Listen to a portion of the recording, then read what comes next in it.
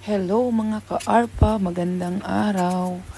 Dahil favorite ng aking mga anak ang fish at ayoko naman silang matinik, ay nagawa ako ng sardinas na tamban.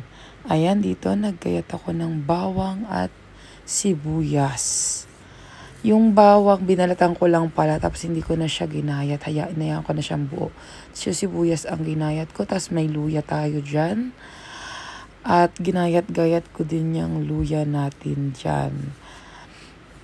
Ayan, binabalatan ko siya dyan. At ginayat-gayat ko na. Then, pagkatapos nyan ay ang ating carrot. Sinati-hati ko muna bago ko siya piniler. Ayan, peeler. Ayan. Pagkabalat ko nyan, ay akin ang ginayat-gayat pero hindi ko na siya nilagyan ng design kasi sayang yung matatanggal para sa design, kaya binilog-bilog ko na lang yan dyan. Naku, napaka-paborito po ng aking mga anak yan, kaya talagang nagluluto ako ng ganyan. Tapos ayan na yung tamba natin, nalinisan ko na yan. At nilagyan ko na siya ng asin para naman magkaroon na siya ng timpla. Then, kinuha ko na yung pressure cooker. Naglagay na ako ng luya, bawang, sibuyas, at yung dahon ng laurel. Then, naghanay-hanay na ako dyan ng ating tamban na isda. Ayan. Tapos, inanono ko yung mga sibuyas para dumami-dami yung sibuyas natin dyan. Then, pagkalagay ko dyan ng hanay-hanay, 2 layer, naglagay ulit ako ng luya, sibuyas, at bawang, at nilagyan ko na dyan siya ng carrots. Then, naglagay ako dyan ng thyme at naglagay ako ng buong paminta. Then, naghilera ulit ako dyan ng mga isda. At tinodo ko na yan dyan ng paglagay.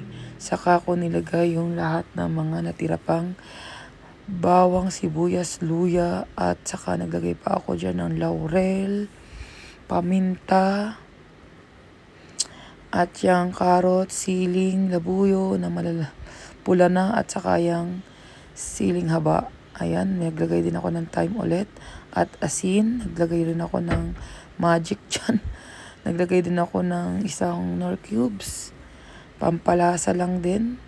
At naglagay din ako dyan ng oyster sauce. Ayan, marami po yan, 3 kilo po yung akin dyang tamban. At naglagay ako dyan ng, yun, ano ba yun? Saka ako nilagyan ng oil. Olive oil, konti na lang. Tapos nilagay ko na lang yung vegetable oil. Ayan. Tapos, naglagay ako ng 2 tasang water dyan. Para kailangan yung ating papakuluan ay lubog.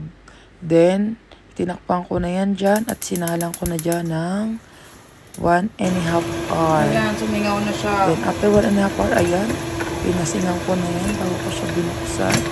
At grabe, yung makikita nyo dyan, super duper.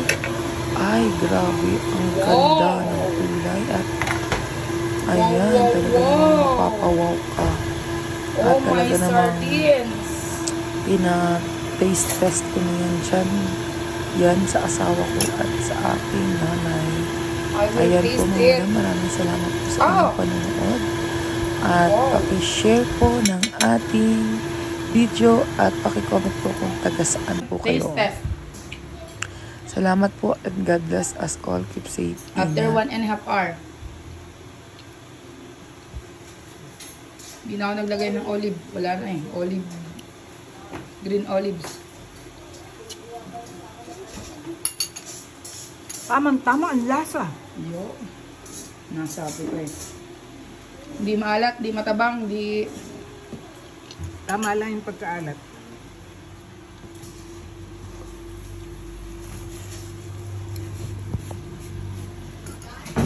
Yung ano, yung tinik. Natikman nyo?